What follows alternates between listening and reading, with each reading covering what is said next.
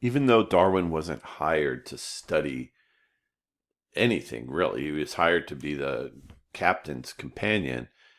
He had a curious mind, and he was fascinated by the diversity of life he saw during his trip.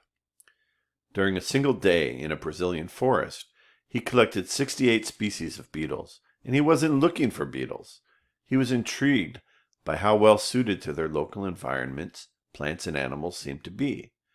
He was impressed by the many ways different organisms obtained food, protected themselves, and produced offspring. He was also puzzled by where different species lived and did not live. He filled his notebooks with observations. Darwin wanted to explain this diversity in a scientific way.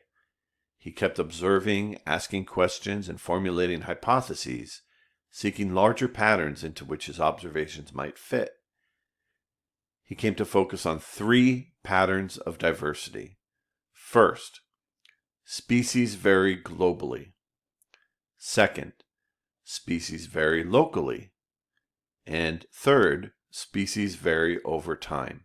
We will look at each of these three patterns on the following slides. Look at the route that the beagle followed. The arrows indicate where the beagle went.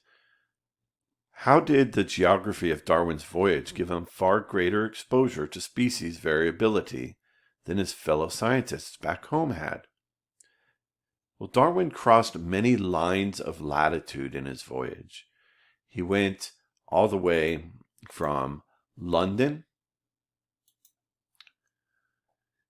London is at 51 degrees, approximately 51 degrees north. It's pretty far north.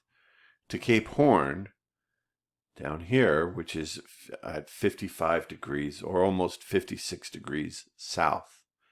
This gave him a chance to observe how species had adapted to different biomes, and also how species had adapted to the same biomes in different parts of the world.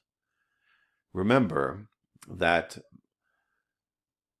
climate changes, well, one of the factors that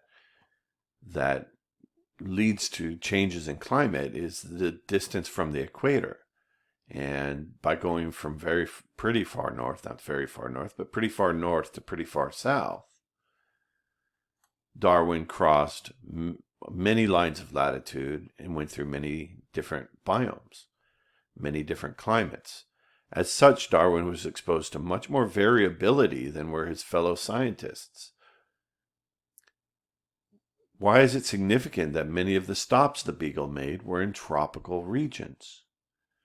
Look at where the tropical regions are not right at the equator, but a little bit north and a little bit south of the equator. So, like Brazil here, and just